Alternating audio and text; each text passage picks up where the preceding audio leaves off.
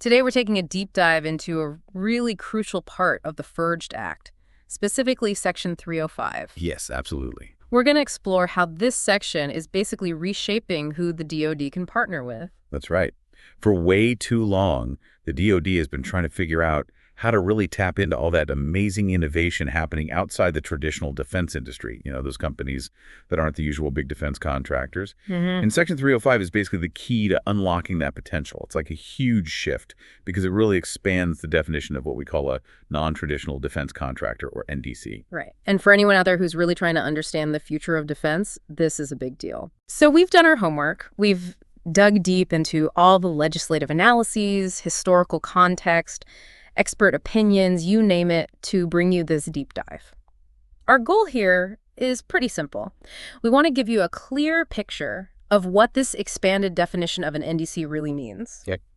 And explore all the potential impacts it could have, and ultimately see how it might turbocharge innovation in the defense sector. Exactly. So let's jump right in. Can you walk us through what the old definition of a non-traditional defense contractor actually was? Sure. So before we had this Section 305, the main way a company would get labeled as a non-traditional defense contractor, as we can see from TRScourts.congress.gov, had a lot to do with, its history with the DoD. Okay. It was basically a company that hadn't recently worked on DoD contracts that required those really complex financial reporting rules, the full cost accounting standards, the kind of detailed financial stuff you usually see with the big established defense companies. Got it. So the whole point was to bring in those companies who are already killing it in the commercial world. Right. Startups, tech innovators, all those companies who weren't really part of the traditional defense landscape. Absolutely. If we look back at the 2016 National Defense Authorization Act, the whole idea was to make it easier for these companies, whose main game wasn't defense, to get involved and bring their fresh ideas and technologies to the table. Right. I see. But it sounds like this original definition wasn't perfect. It wasn't. It wasn't really doing the job. So what was the driving force behind the push for this change that we now see in Section 305? Well, that's a really important question. Reports from the GAO started highlighting that the old definition was too narrow. Like it was accidentally excluding a ton of companies that had valuable expertise and were developing really cutting-edge technology. Simply because they hadn't gone through those specific cost accounting hoops that we talked about. And groups like the Defense Science Board, if you check out dsb.cto.mil, and initiatives like innovation.defense.gov, they were pretty vocal about these roadblocks that were preventing these agile startups and really tech-savvy firms from working with the DoD. So it sounds like the DoD had this realization that they were potentially missing out on so much innovation happening outside their usual circle. Exactly. And it wasn't like an overnight thing either. We can see from stuff on discover.pdec.mil and historical records from history.defense.gov that there were years of discussions and even some earlier attempts to fix this in previous National Defense Authorization Acts. They tried a few things. I see. But this Section 305 of S.5618, authored by Senator Roger Wicker and introduced at the tail end of 2024, this is kind of the culmination of all those efforts. It has this direct goal of pulling those dynamic commercial companies into the defense world. Okay, so the old definition was too restrictive, and for years people have been trying to figure out a better way. So let's get to the real meat of this. What is this new definition of an NDC under Section 305? Like, what are the big changes that we really need to understand now? Okay, so this is where it gets really interesting. Section 305 lays out 3 completely new ways for a company to be considered a non-traditional defense contractor. Okay. So the first one is all about rapid growth. Okay. We're talking about companies that have shown revenue growth of over 30%. Yeah. That kind of skyrocketing growth, it usually means the company has a product or service that's really hitting the mark. Something that could be a game changer. Yeah, that makes sense. When a company is growing that fast, it's a good sign that they're doing something right, something that the military might actually need. Absolutely. So what's the second way a company can qualify under this new definition? The second one focuses on R&D. So this criterion is about companies that are pouring a significant chunk of their revenue, like 10% or more, back into research and development. Oh, I see. This shows that they're serious about innovation, about staying ahead of the tech curve, which is obviously huge in the defense world. Right. So it's not just about being successful right now. It's about that commitment to future innovation. Exactly. Okay, so what's the third path? The third path is all about attracting investment. So this one's specifically for startups and newer companies that have secured at least 5% of their total equity through recent funding rounds. When investors put that kind of money into a company, it usually means they see a ton of potential, right? They believe in the company's technology or business model, and that can be a strong signal that they're onto something big. Okay, so instead of just looking at a company's past work with the DoD, this new definition is about looking at these other factors, like how quickly they're growing, how much they're investing in R&D, and how much interest they're getting from investors. Yeah. So what's the big picture here? What are the big potential benefits of broadening this definition? Like, what are those big aha moments, those key takeaways for our listeners? So the potential upsides, they're pretty significant. First, it throws the doors wide open, right? Right. The DoD now has a much larger pool of potential partners to work with. Right. They're not just limited to the traditional defense companies anymore. Right. They can tap into a much wider range of expertise and innovation by partnering with these non-traditional players. Right. And second, and this is a really exciting part, it gives the DoD much better access to all that cutting-edge technology that's being developed in the commercial sector. Right. Right. Like, think about all the breakthroughs in areas like AI, new materials, biotechnology. Those are often happening outside the traditional defense companies, right? Exactly. So by bringing in these non-traditional companies, the military can potentially get their hands on these game-changing technologies much faster. Right. It's like accelerating the adoption of all this potentially transformative technology. Exactly. And third, by making the definition broader, it hopefully breaks down those barriers that have kept so many innovative companies from working with the DoD in the past. I see. It makes the whole procurement process, the whole process of working with the government much easier for them. Right. And finally, when you have more companies competing, you usually get better solutions and potentially even save some money. Right. Right. Yeah, it all sounds really promising, but anytime you make a big change like this, there's always a flip side, right? Yeah. There are potential downsides to consider. So what are some of the challenges or risks that could come with this expanded definition? Oh, for sure. That's an important point. You always got to look at both sides of the coin. So one potential challenge is that, when you're focusing on companies based on how fast they're growing or how much funding they've secured, you might end up working with companies that haven't been around that long. Right.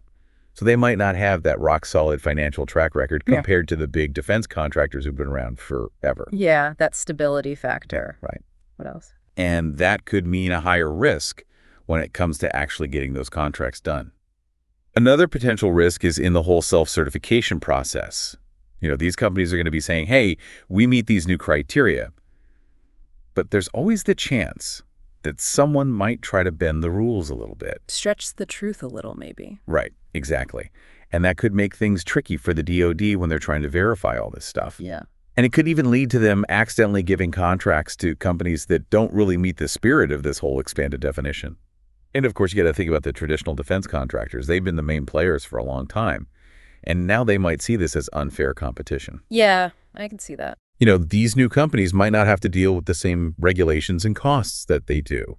And on top of that, the DoD is going to have its hands full trying to manage this bigger, more diverse group of contractors. They're going to have to deal with all sorts of different business models and companies that have varying levels of experience with government contracting. And there's this worry that maybe, just maybe, all this focus on financial stuff like growth and funding might overshadow the really important stuff, like whether these companies actually have the technical chops to get the job done. Yeah, that's a valid concern. So what's being done to address these potential downsides? Are there any safeguards or strategies in place to kind of mitigate those risks? Yeah, there are definitely some plans in the works. Okay. To tackle that financial stability issue, they're looking into requiring mandatory financial stability assessments. Okay. So on top of proving their growth, companies will have to show that they're financially sound. And to prevent those inaccurate self-certifications, they're thinking about bringing in third parties to verify everything. Right, so you get an independent check. Exactly. And to keep things fair for those traditional defense contractors and encourage everyone to work together, there's talk about offering them incentives to team up with or even acquire some of these smaller, more innovative companies. The DoD is also thinking about phasing in these new NDC definitions. Okay. So they're not going to just flip a switch and change everything overnight. Right. They'll gradually increase the number of NDC contracts as they build up their ability to manage them effectively. That's smart. And it's important to remember that technical capability is still king, right? So they're also looking at adding technical evaluations to make sure these companies can actually deliver. Okay, so they're trying to put together this really solid framework to handle all these changes. Yeah. Now, thinking about the DoD itself, who within the department is likely to be most affected by all of this? Well, contracting officers are going to have to learn some new skills. Oh. They're used to evaluating companies based on past performance and traditional financials. Now they're going to have to get comfortable with assessing things like growth, R&D investment, and equity funding. Right. And the acquisition staff as a whole, they're going to have to adjust their processes to manage this wider range of contractors, many of whom are going to be new to the whole government contracting game. And the auditors, they're going to need some serious expertise in financial analysis. Okay. They're going to be the ones making sure that all those claims about growth, R&D, and funding are legit. Got it. It sounds like there's going to be a lot of training and adapting happening within the DoD. For sure. But let's look at the other side. Who do you think might push back against these changes, and what would be their reasons? Well, like we touched on earlier, you can bet that some of the traditional defense contractors are going to have some reservations. They're worried about competition. Right. They're used to having a big chunk of the DoD contracts, and now they might be losing some of that if these new companies can offer better solutions at lower prices. Sure. And the DoD auditors, they might be concerned too. It's going to be a lot more work for them to verify all these new qualifications and make sure they're keeping a close eye on all these different contractors. And then you have those in Congress who are really focused on the budget. Right. They might be a little nervous about these companies that don't have a long history with defense contracts. Yeah. They might be thinking, what if they misuse the money? What if they don't deliver? Yeah, those are all valid concerns. So if the DoD wants to make this work, if they want to reap the benefits of this expanded definition, what kind of resources are they going to need? Okay, so a few key things come to mind. First, they're going to need money. They need to fund these new verification systems and processes. Right. Makes sense. Second, they need to train their people, especially those contracting officers and auditors. They need to be up to speed on these new definitions, how to evaluate companies, and how to work with this new breed of contractor. And that's going to take some serious training. Definitely. And depending on how quickly all of this takes off, they might even need to hire more people to handle the increased workload. So we're talking money, training, and potentially more staff. Now, how will we know if all this is actually working? What are the specific things we should be looking at to measure the success of this change? Well, the reports we've looked at highlight a few key performance indicators. One big one is going to be how many contracts are awarded to these non-traditional defense contractors. Okay. They're hoping to see a 20% increase in NDC contracts. Wow. Another big one is how quickly those new technologies from these NDCs are adopted and put to use by the DoD. The goal there is to have at least a 25% adoption rate of all these new technologies. And of course, they're going to be watching closely to see how successful these contracts with NDCs actually are. The target is a 90% or higher success rate in terms of those contracts being completed successfully.